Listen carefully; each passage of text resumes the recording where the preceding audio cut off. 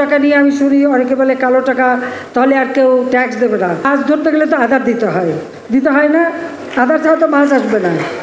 কেন দেখুন, আপনারা তো নিজেরাই এটার সঙ্গে জড়িত যে আপনারা এই মাছের টোপ দিয়ে কাজে ধরেন এবং 15% যে আপনার কর দিয়ে কালো টাকা সাদা করা হবে, তার জন্য কি মাছের টোপ, মাছ ধরার জন্য যে টোপ দেওয়া হয় তাই দুর্নীতিবাজদের ধরার জন্য টোপ দিচ্ছে।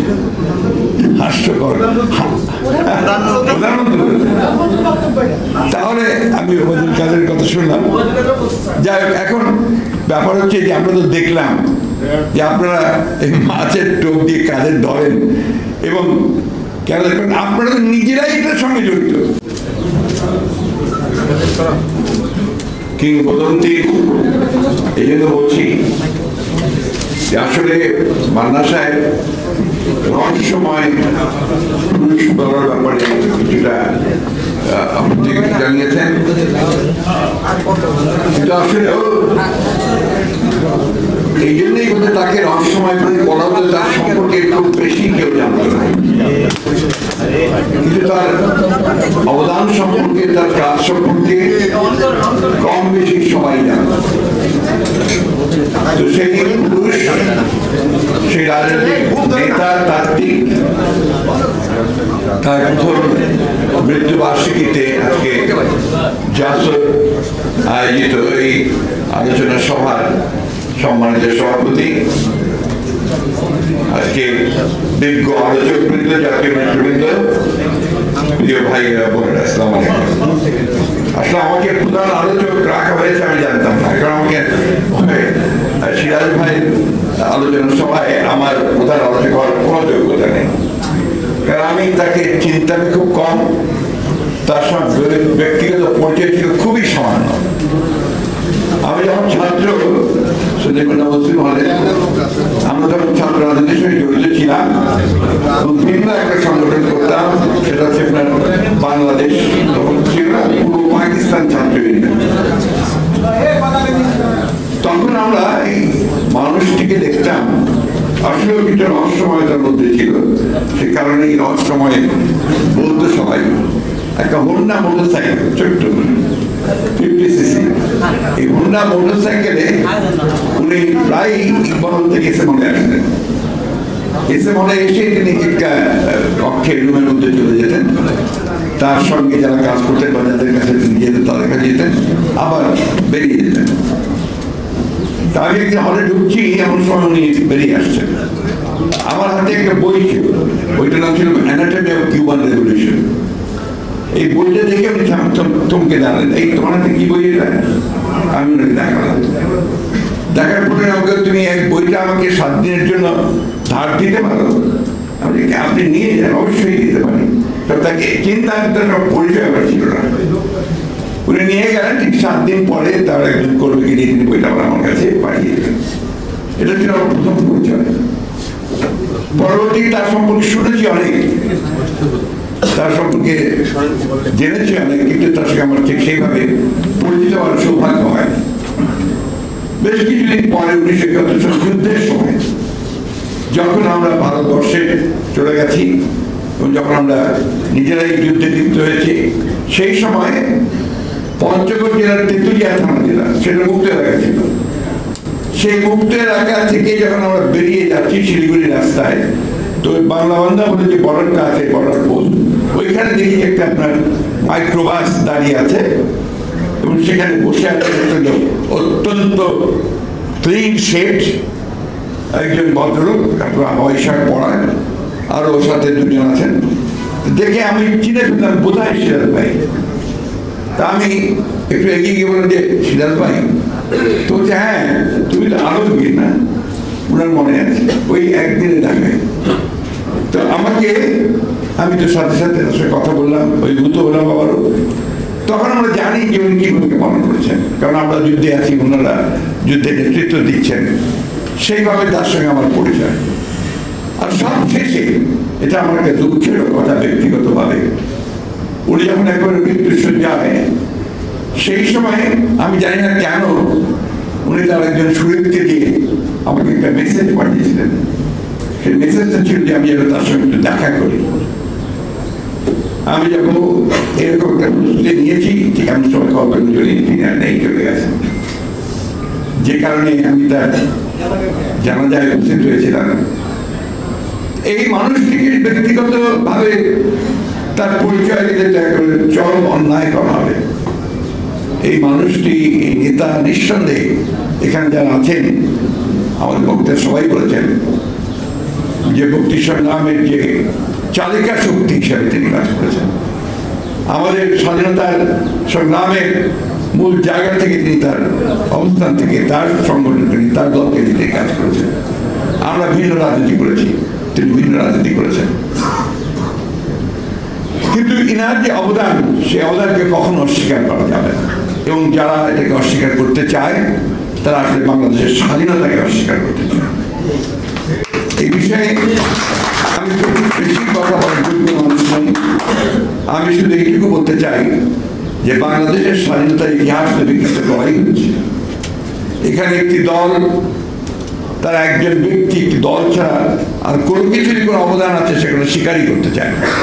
এবং সেই জন্য তারা বাংলাদেশের অতীতের বহু আগে থেকে যারা এই বাংলাদেশের স্বাধীনতার জন্য কাজ করেছে, সংগ্রাম করেছে, মুক্তির জন্য কাজ করেছে, তাদের সকলকে অবলীলায় অস্বীকার করে। অস্বীকার করে না, তাদেরকে তারা ছোট করে দেখানোর চেষ্টা করে। আমি মান্নান সাহেবের পাশে বসেছিলাম, আমি জিজ্ঞেস করলাম যে সিরাজুল হক সাহেব খানের মৃত্যুর পরে আওয়ামী লীগ থেকে কি কোনো শোক বাণী দেওয়া হয়েছিল? উনি বলেন যে না, দেওয়া হয়নি। আপনারা ভাবুন যে কত বড় অকৃতজ্ঞ হলে একটি দল যাদের মূল চালিকা শক্তির মধ্যে এই মানুষটি ছিলেন, তাকে তারা স্মরণ পর্যন্ত করেনি তার মৃত্যুর পরে। এটা শুধু তার বেলায় না, সকলের বেলা দিয়ে এটা প্রযোজ্য। আজকে সেই একই কারণেই জিয়াউর রহমানকেও তারা সহ্য করতে পারে না। আমি যেটা আমার যেটা কথা মনে করি যে প্রত্যেকেই এতদিন পরে, 53 বছর পরে, প্রত্যেকেই যারা অবদান রেখেছেন, যারা নেতৃত্ব দিয়েছেন, তাদের অবদানকে অস্বীকার করাটা সম্পূর্ণভাবে অকৃতজ্ঞতা ছাড়া কিছু নয়। আজকে যারা আয়োজন করেছেন, রব্বাইয়ের সঙ্গে আমাদের ব্যক্তিগত সম্পর্ক অত্যন্ত ঘনিষ্ঠ। শুধু ব্যক্তিগত সম্পর্ক নয়, রাজনৈতিক সম্পর্ক খুব ঘনিষ্ঠ। আমার সবচেয়ে ভালো লাগে যে আমি দেখি তিনি কখনোই হেরে যাওয়ার কথা বলেন না, তিনি কখনোই পরাজিত হওয়ার কথা বলেন না। এবং তুমি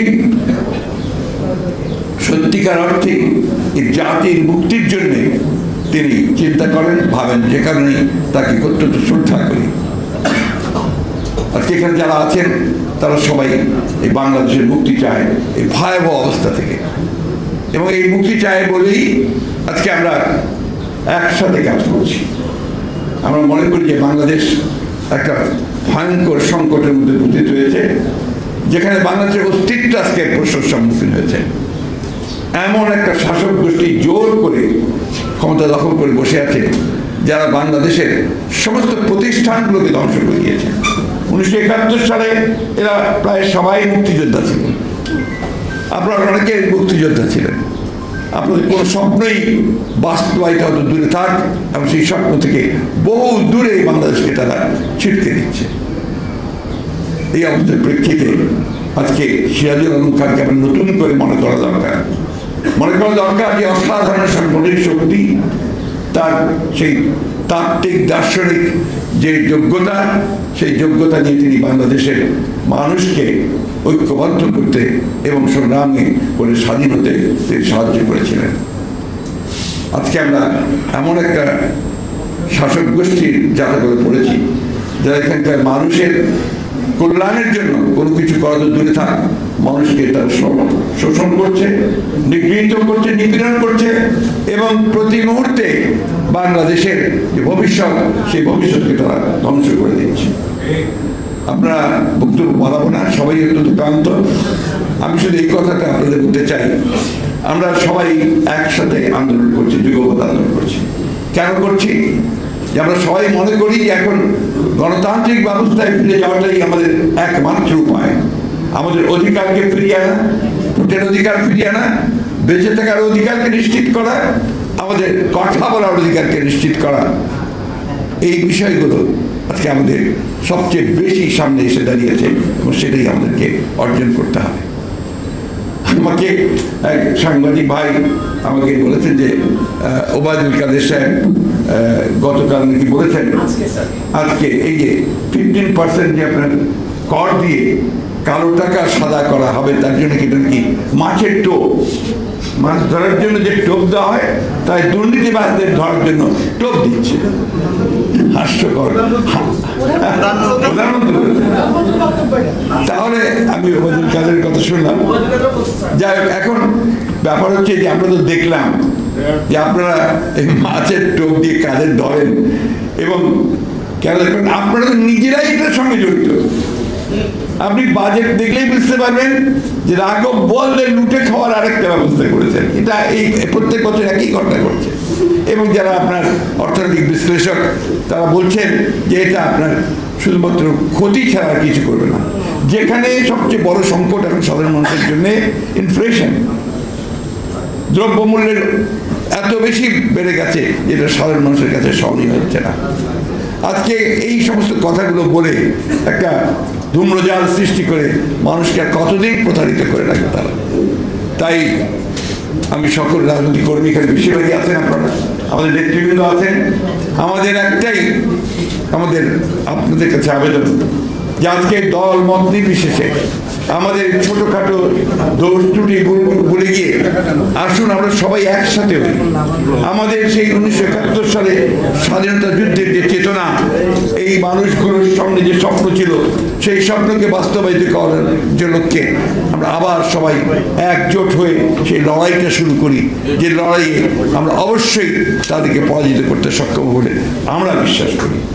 আমি আপনাদেরকে আজকে আমার দলের পক্ষ থেকে, আমাদের নেত্রী দেশনেত্রী বেগম খালেদা জিয়ার পক্ষ থেকে, আমাদের নেতা জনক তারেক রহমানের পক্ষ থেকে আমি আপনাদের আজকে আমার সিরাজুর রহমান খানের প্রতি আমাদের শ্রদ্ধা জানাচ্ছি, আপনাদের সকলকে ধন্যবাদ জানাচ্ছি।